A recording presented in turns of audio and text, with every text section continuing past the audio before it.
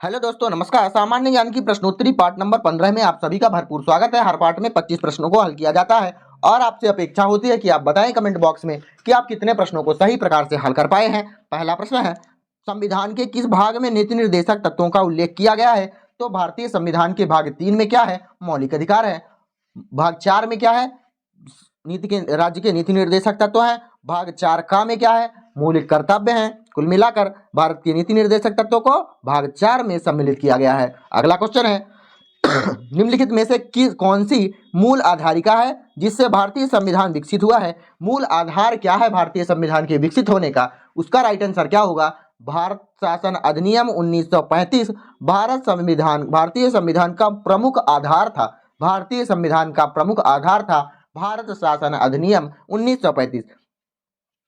अगला क्वेश्चन है, भारत एक धर्मनिरपेक्ष राज्य है, इसका मतलब है भारतीय राज्य। इसका क्या मतलब है? पंथ निरपेक्ष राज्य का क्या मतलब है?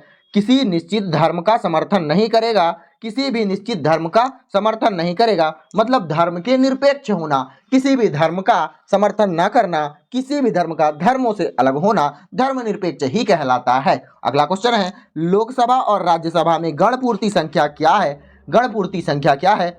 मतलब कुल सदस्य संख्या का 1/10 होना, 10 में से एक आदमी होना गणपूर्ति कहलाती है। लोकसभा या राज्यसभा सभी दोनों की बात है। अगला क्वेश्चन है, राज्यसभा के सदस्यों का कार्यकाल कितने वर्षों का होता है?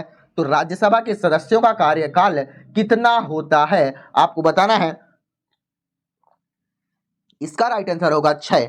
राज्यसभा के सदस्यों का कार्यकाल 6 वर्ष का होता है। लेकिन आपसे पूछ दिया जाए कि लोकसभा के सदस्यों का कार्यकाल कितना होता है, तो इसका राइट आंसर 5 होगा। इसका राइट आंसर 5 होगा, 5 वर्षों का होता है। अगला क्वेश्चन, राज्यसभा के चुनाव हेतु आयु निम्नलिखित में से कम कितनी होनी चाहिए? राज्यसभा के चुनाव के लिए तो लगभग मैंने कई बार बताया है 30 वर्ष होनी चाहिए। अगला क्वेश्चन है, लोकसभा में आंग्ल भारतीय समुदाय 2 सदस्यों को मनोनीत करने की शक्ति किसके पास है?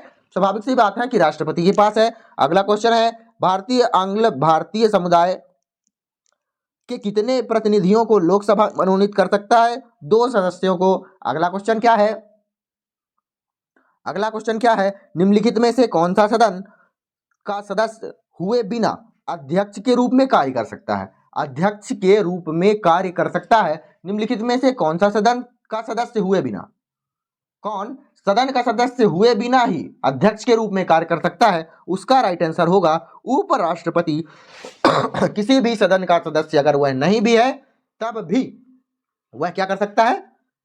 अध्यक्ष के रूप में कार्य कर सकता है। अगला क्वेश्चन है, उपराष्ट्रपति का चुनाव करने के लिए निर्वाचन संस्था के सदस्य कौन होते हैं? कौन निर्वाचन करता है उपराष्ट्रपति का? तो लोकसभा और राज्यसभा दोनों के निर्वाचित हुए सदस्य। उपराष्ट्रपति का चुनाव कौन करता है? लोकसभा और राज्यसभा के दोनों के निर्वाचित हुए सदस्य।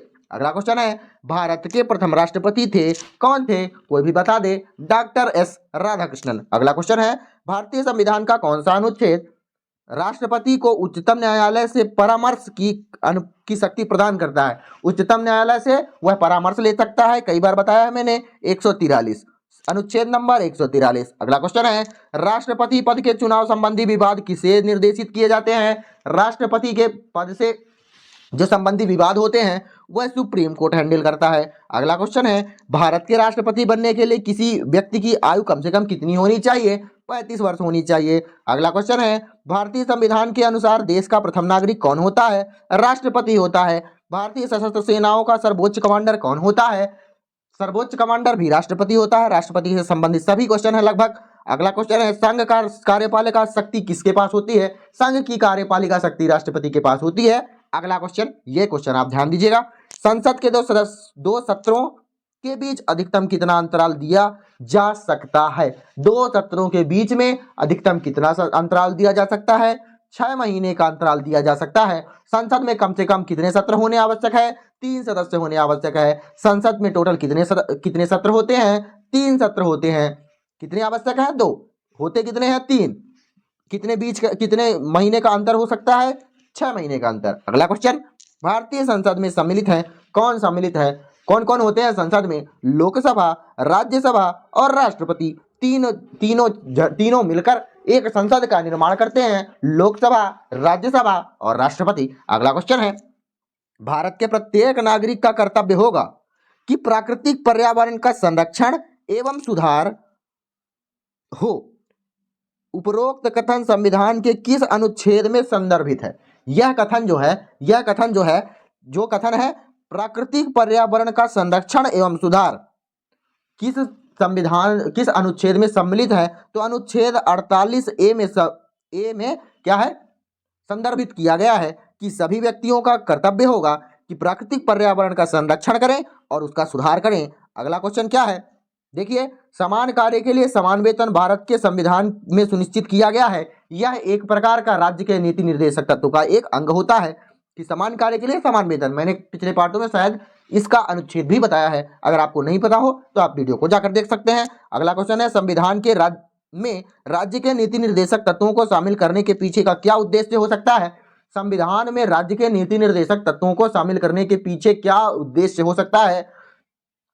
नीति निर्देशक तत्व अधिकतर किससे मिलते हैं? सामाजिक आर्थिक लोकतंत्र की स्थापना के लिए नीति निर्देशक तत्वों को शामिल किया गया है। नीति निर्देशक तत्वों में सरकारों को यह बताया जा सकता है कि आप इसे मूल अधिकार में भी रख सकते हैं, इस प्रकार से नीति बनानी है, इनका ध्यान रखना है। प्रश्न है, भारतीय संविधान के किस अनुच्छेद में राज्य के नीति निर्देशक तत्वों का उल्लेख है? किस अनुच्छेद में राज्य के नीति निर्देशक तत्वों का उल्लेख है? भाग 4 36 से लेकर 51 तक क्या है? राज्य के नीति निर्देशक तत्व हैं।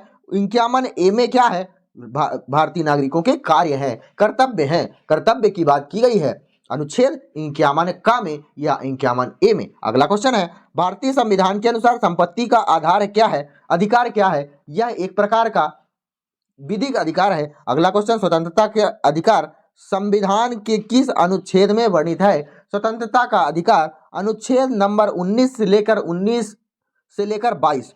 स्वतंत्रता का अधिकार कहां से कहां तक है? 19 से लेकर 22। अगर आपको वीडियो अच्छी लगे तो वीडियो को लाइक करो, कमेंट कर सकते हो और अपने दोस्तों को शेयर करो। वीडियो अच्छी लग रही हो, चैनल अच्छा लग रहा हो तो चैनल को सब्सक्राइब कर लो। धन्यवाद।